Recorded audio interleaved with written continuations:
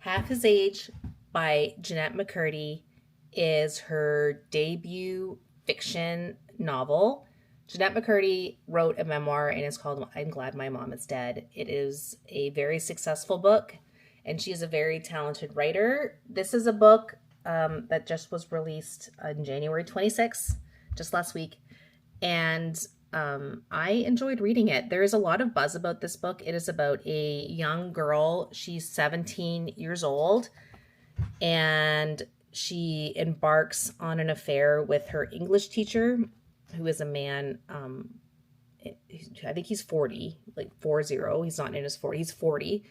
And he's married and has a wife.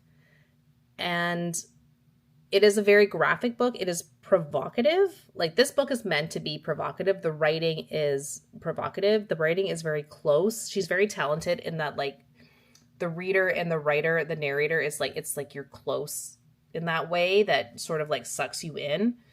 I really enjoyed it. There are parts of this that are graphic. Like there's a lot of sex in this book. The first page is like it opens with her having sex with a boy she goes to high school with. But the parts of the book that are those scenes, they are not sexual.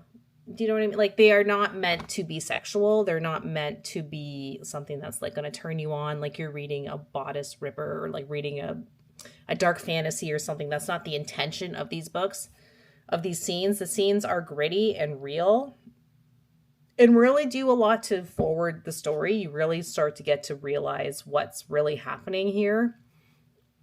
I enjoyed this. I thought it was really good. As an older woman, as an older person who vividly remembers the sort of like the loneliness that can happen when you're a teenager and sort of like you don't know where you are in the world. And Waldo, the name of this character is Waldo. We never really find out why her name is Waldo, but her name is Waldo. She lives in Alaska. She has a single mom. They don't have a lot of money. Her mom had her very young. When she was 16, her father is long gone, and her mom is quite immature and sort of a love addict herself. And that sort of sets Waldo up for this unfulfillable pit. Like, she's just always looking for companionship and love. And as her body changes and as she grows up and she starts to become a sexualized person, which that happens to young girls, like as your body changes and all of a sudden your body becomes sexualized to like a woman. She uses that to try to find connection, but she doesn't really know how to do that.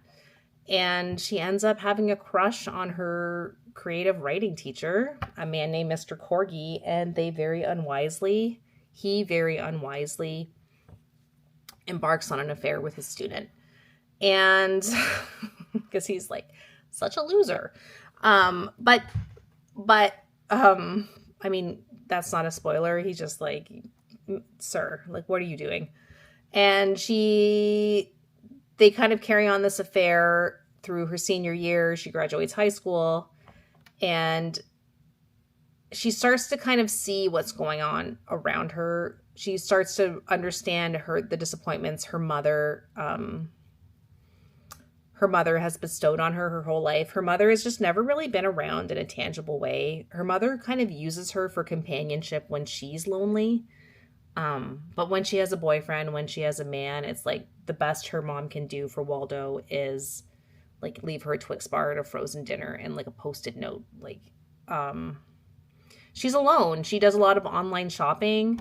I loved how Jeanette McCurdy really like zoned in on like the modern plight of like all people in this time that we live in, but like how young girls and influencers, there's such a culture of shopping and like fast fashion, and how like a certain product from Sephora might change your life and make you the most beautiful girl. I don't know. It's like, it's a dopamine fix, and it's something to like fill loneliness, to fill up carts, to spend money you don't really have. She works a part-time job at the mall. Yeah, I don't know. She's just alone. And I just wanted to hug this girl and to tell her, like, you know, don't do this. You don't have to do this. You are better than this. But it is a graphic story. There is a lot of sex in it. It is meant to be provocative, but at its heart, it is a coming of age story. I started to really, really care for Waldo. I don't know. It is the best ending. This story had the best ending that could possibly be under these circumstances.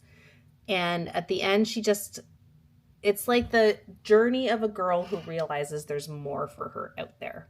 Because nobody ever told her that. Like, no one ever said, like, there's more for you out there. You don't have to live with these disappointments that the adults in your life have given you. So I loved it. I can't wait to see what Jennette McCurdy comes out with next. I hope she keeps writing. I hope she keeps releasing books. Yeah, I mean, there probably are trigger warnings in this. Like, if you are uncomfortable with the idea of reading a book about a young a teenager having an affair with her teacher, this is like absolutely not the book for you, because that is like the whole premise of this book. But it really is like the journey of a young girl who starts to realize what she actually wants in life, and that, oh my gosh, like I can actually go do that. That's really what this book is about.